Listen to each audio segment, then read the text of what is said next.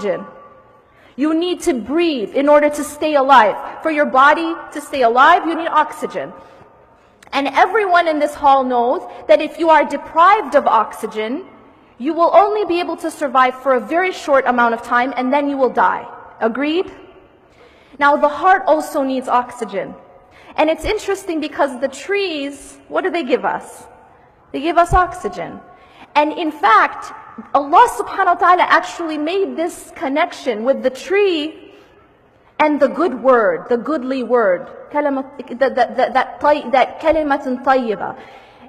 And that being iman and la ilaha illallah. And ultimately, the oxygen of the heart is dhikrullah. It's the remembrance of Allah subhanahu wa ta'ala. If we live our lives and we don't remember Allah, if we live our day, we go through our day and we aren't praying, it is exactly like a person who is being deprived of oxygen. And I don't need to tell you, we don't need an MD up here to tell you what's going to happen to that person. It's obvious. That person who is depriving themselves of oxygen is going to die. And this is the state of those people's hearts who are not praying, or who are abandoning salah, or who are, they're not praying on time, or they don't have a connection with the words of Allah, the book of Allah. Because what they've done is they've deprived their heart of the oxygen, which is the remembrance of Allah. The remembrance of Allah is the oxygen of the heart.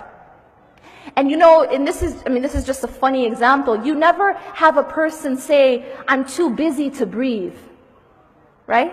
You don't have anyone say, I'm in a really important meeting, so I'm going to breathe tonight. Or I'm not having a good day, so I'll leave breathing till tomorrow. Because I'm really down, I'm not in a good mood. Nobody says I'm watching a TV show, so I'm not going to breathe. Or I'm at the mall.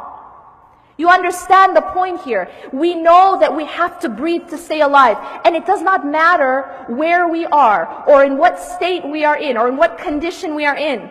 Even when you're in US airports, you still breathe, right? Yeah? What happens when salah time comes and you're in an airport? Your salah is your oxygen. You cannot think of it as anything less.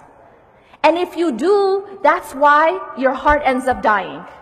Really, it isn't rocket science. When people want to understand why they're having a spiritual crisis, it really is not complicated.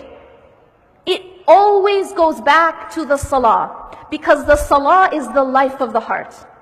And a person has to first abandon the salah, or somehow put salah aside, in order to be able to get off the straight path. So the salah becomes a protection, and it is also the life of the heart.